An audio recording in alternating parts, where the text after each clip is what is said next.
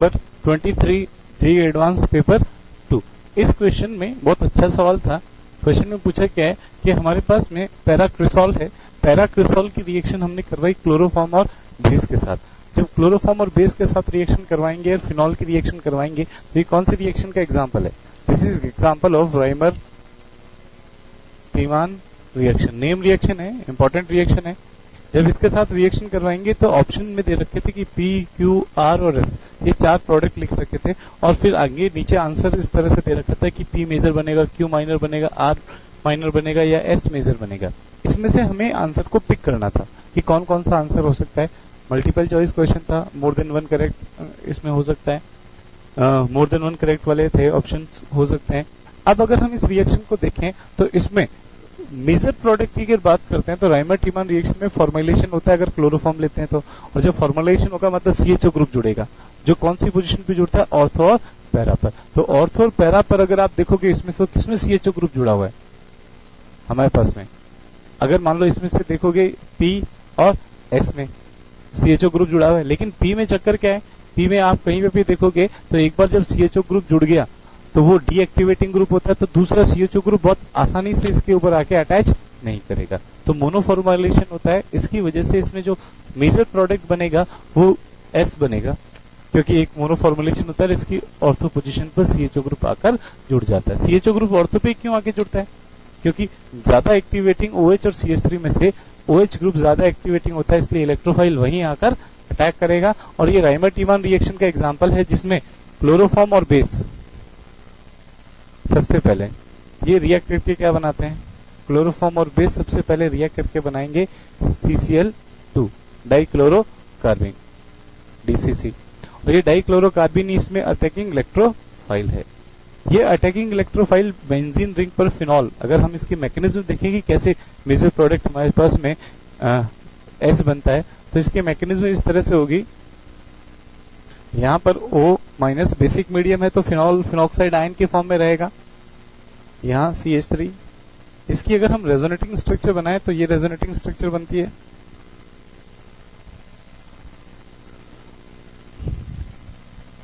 Electrophile जो attack करता है वो इसी रेजोनेटिंग स्ट्रक्चर पर अटैक करता है। इस रेजोनेटिंग स्ट्रक्चर पर CCl2 ने अटैक किया, वो इस कार्बन पर अटैक करेगा और इस कार्बन पर अटैक करते ये वाला फॉर्म बनता है।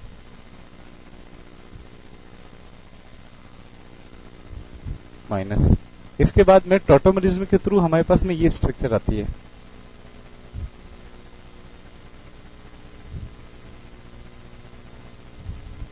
CH3 सब में पैरा पोजीशन पर SH जुड़ा हुआ है।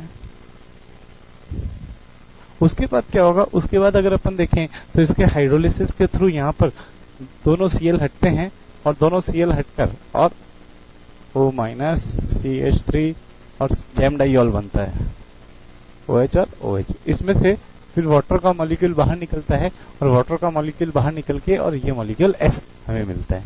तो हमारे पास में जो मेजर प्रोडक्ट जैसे फाइनल प्रोडक्ट मिलेगा वो कौन सा होगा, S। ये फाइनल प्रोडक्ट हमारे पास में रहता है। अब अगर हम माइनर प्रोडक्ट की तरफ देखें तो और क्या पॉसिबिलिटी हो सकती है कि जो रेजोनेटिंग स्ट्रक्चर हमने ऑर्थो से बनाई वो की वो रेजोनेटिंग स्ट्रक्चर पैरा पे तो डिलोकलाइज होके बन सकता है। इसकी फर्दर रेजोनेटिंग स्ट्रक्चर बनाएंगे तो फर्दर रेजोनेटिंग स्ट्रक्चर ये बनती है, double bond O negative charge यहाँ और CH3 यहाँ।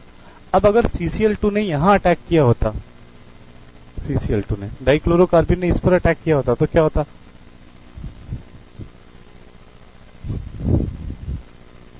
यहाँ CCl2 माइनस और यहाँ CH3।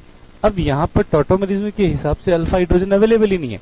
यहाँ टॉटोमरिज्म के हिसाब से अल्फा हाइड्रोजन अवेलेबल होने की वजह से वापस इनोलिक फॉर्म में आ गया था, बट यहाँ पर तो अल्फा हाइड्रोजन है ही नहीं तो वो इनोलिक फॉर्म में कन्वर्ट ही नहीं हो पाएगा और वो कीटोनिक फॉर्म में ही फाइनल प्रोडक्ट देगा और सॉल्वेंट से एक H एक्सेप्ट करके, और ये CCl2 किस में बदल जाएगा, double bond O CH Cl2 और CH3। तो ये प्रोडक्ट कहाँ दे रखा है, अगर हम इन ऑप्शन में से देखेंगे तो ये प्रोडक्ट कहाँ पे दे रखा है, ये प्रोडक्ट हमें दे रखा है Q में।